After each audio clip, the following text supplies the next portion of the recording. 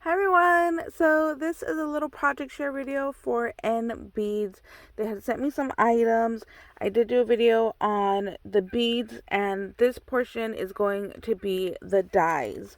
So let me just show you how their dies are. They cut beautifully. So this one was a stamp die, and then I took a heart die and punched out the center.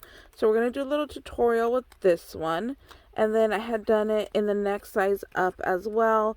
And I kind of wanted to offset the hearts, but I don't think I did too good of a job. I should have put it a little bit more to the edge. But I wanted to make sure I had room to put down some double-sided tape. And then here are what the extra little pieces look like. It comes in a bunch of different sizes. So I love that. You could definitely make larger little embellishment pieces using these, or you could go ahead and layer them. So you could take like this larger one and then do the next size. Or if you even wanted to do a shaker, you could do it like this as well. So you can have it cut out this portion right here, and then you would have the frame to make a shaker. So there's a lot of different possibilities. That's why I love nesting dies. I get them any chance I can get. And here are what the dies look like. So it does cut, and then it stitches the little dash marks right there, which you can see on this one right here. So love these nesting dies. So I'm going to put these away, and then, like I said, we'll do a little project with this in a minute. Then they had this beautiful heart die, which gives you so many pieces. So out of just this one heart die right here, you can go ahead and do what I started doing, was punching out all the little hearts. So then you have a little background piece, but then you save all these hearts because now you have these to use for other projects. So you could definitely layer like this and have it be a layering piece, or have this be the center point. It's kind of just up to you. And it even cuts on glitter, and the same thing, they just easily pop out. You see how clean and smooth that it cut? I was kind of worried about if it was going to be difficult to cut with all the little hearts, but nope, not a problem. So I love that die. I'm definitely going to be using it as a layering piece for another project. And I'll leave a link down below to their website, and I'll link these products as well. And we have a coupon code with them that I will link in the description box. And then we have these dies right here. So these make Polaroid frames, which I'm obsessed with.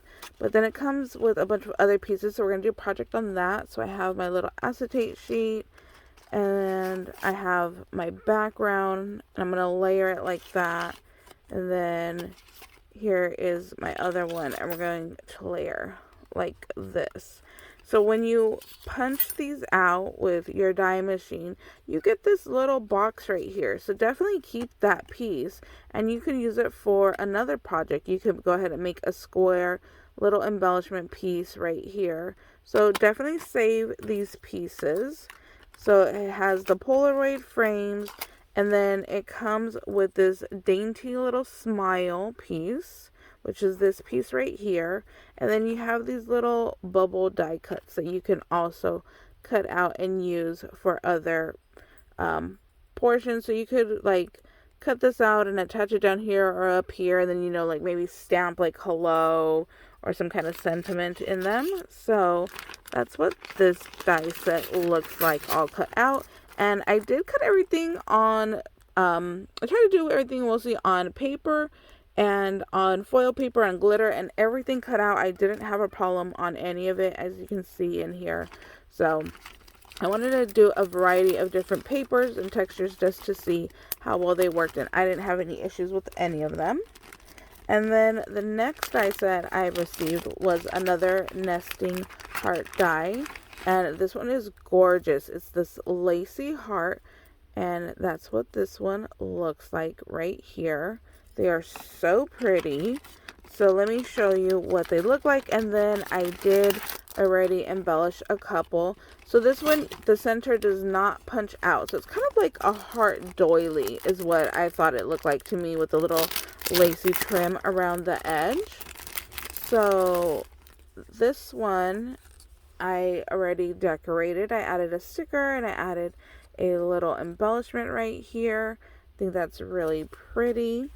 And then I also did a smaller version, and on this one I added some cheesecloth, a little heart, a couple flowers, and a little, twig right there of leaves. I love this one that is layered up. And then this is what they look like. Like I said, they don't cut out the center, but I liked it. Like I said, to me, it looks like a little heart doily, and I love that you get different sizes. So you have the small, the medium, and the large. You can definitely try to layer these together when you cut them out and do a shaker with them, because they do fit inside of each other. So that's also a possibility. Or you could just do a 3-layer embellishment, add some foam tape, and then pop that one on, add some foam tape, and then pop on the smaller one. It's kind of up to you. A lot of different varieties there. So that's what we have with that one. And then I had also received some sequins, so we're going to use that for our shakers right now. So I have my trusty little box here. Let me get out I'm going to take out the thin tape right there. Okay, so I'm going to show you how to do a shaker out of these. So for the Polaroid, it just came with a Polaroid. It didn't come with a background paper. So I just took the die, laid it on my paper, and cut around it. And then once I cut the shape out, I went back and I had to trim it down a little bit smaller so it would fit behind the Polaroid and not have any extra showing on the edges. And then once I had this piece, I took my piece of acetate and then I just cut it down to the same size as the little background piece. So what we're going to need is we are going to need our foam tape to do the edge, and then I always just reinforce it. You guys, I barely started using this glue and I'm obsessed. I highly recommend this glue. It works great.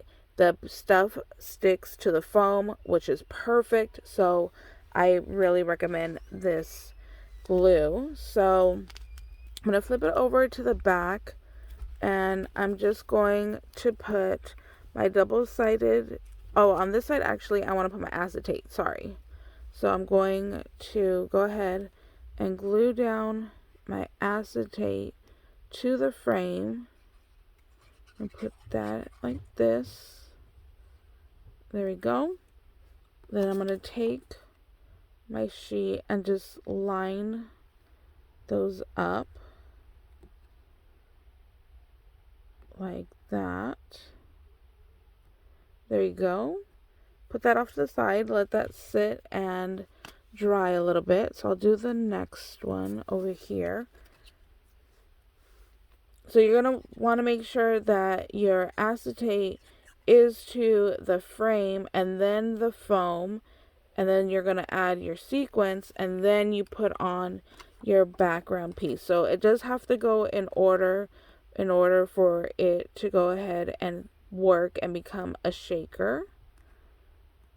Okay, so we're going to put that one off to the side right there. I'm going to bring this larger one back, and then I'm going to go ahead and lay out the foam. So I want to get it snug to the edge because this is the same size as the frame. So I'm just going to carefully place that on there and then cut that away. And I'm going to do the same thing across the top. So you want to take your foam, you see, and it's going to give you that little ridge so you could go ahead and fill this inside with your sequins mix. So again, I'm going to be careful to lay it right on the edge and then cut that piece. Make sure I'm getting in there.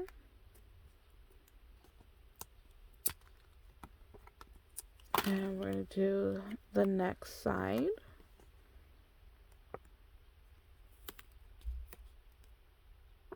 There we go. And just cut that piece off. And then we're going to do the same thing down over here.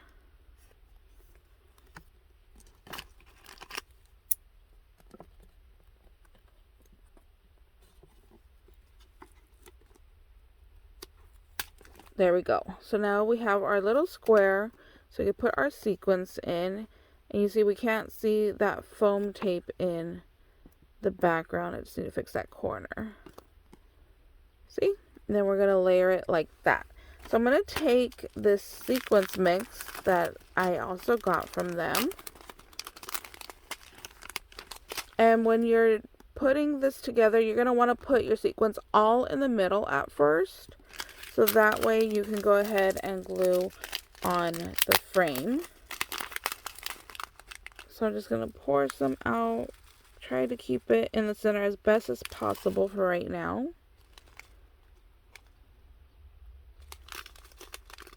And then I'm actually going to just use my fingers to kind of make like a little mountain so it all just kind of stays right there in the center. And then I like to reinforce mine with more glue. So I'm going to add more glue to all of these strips.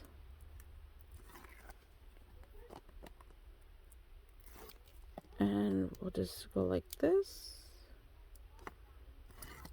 And then I'm just going to use my glue. Like I said, I just want to kind of reinforce it. Normally I would add another strip of foam tape on the bottom, but just for the sake of trying to get this video not be too long, I'm going to skip it. But normally I would put another piece of foam tape right there. And then you're just going to iron and try to line this up the best that you can. And there you go. Now we have our little shaker mix. See? Isn't that so cute? I love it. And then you could definitely go in and add one of your little embellishment pieces to here. You could go ahead and take, you know, this little heart and layer it up. So I think that's so cute. I don't think this is big enough. No, it wouldn't be big enough to add on here. But yeah, there is our little Polaroid frame. So I just need to let this dry, and then I would go in and add the little embellishments. Like I said, like maybe one of these or a sentiment or something. So that's how you would go ahead and put that together. I'm going to put that off to the side right there. And then I wanted to show you what I was thinking with this one. So since it already has the little stitch marks, what I wanted to do was I wanted to go ahead and just cut along that stitch mark right there and just cut off the little edges like that. You could definitely use this one and make it into a shaker, but you would have to cut down your foam to be thin enough. So see, I need to cut foam thin enough to get in here, which I don't think I would be able to do. So I was just thinking of going ahead and taking that little piece and just layering it. And then it just has a little pocket of window to the gold, and then it still looks like the stamp.